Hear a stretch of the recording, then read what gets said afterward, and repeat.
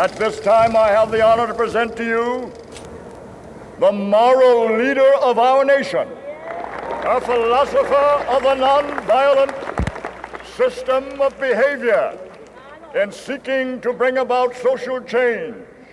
I have the pleasure to present to you Dr. Martin Luther King, Jr.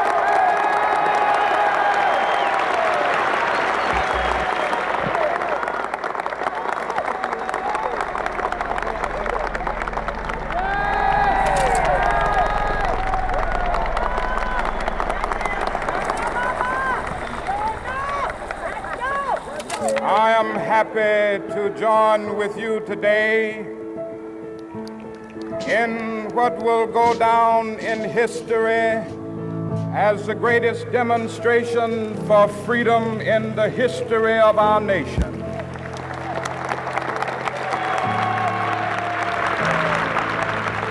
But 100 years later, the Negro still is not free. But 100 years later, the Negro still is not free.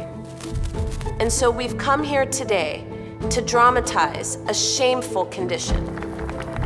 We have also come to this hallowed spot to remind America of the fierce urgency of now. This is no time to engage in the luxury of cooling off or to take the tranquilizing drug of gradualism.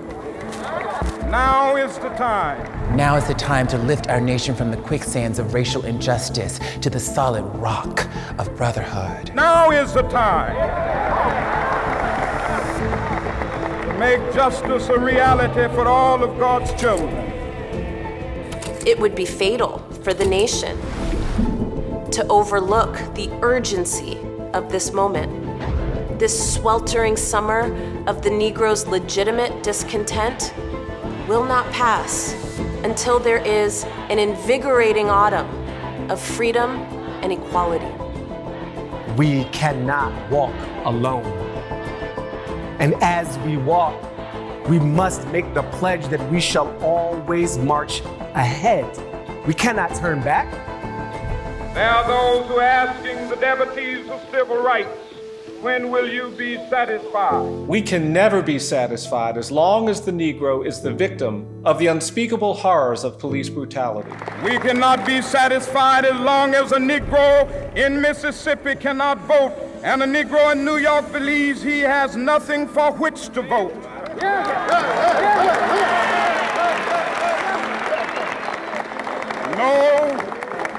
No, we are not satisfied, and we will not be satisfied until justice rolls down like waters and righteousness like a mighty stream. We have every right to live. We have every right to peacefully protest. Let us not wallow in the valley of despair. I say to you today, my friends, so even though we face the difficulties of today and tomorrow, I still have a dream. I still have a dream.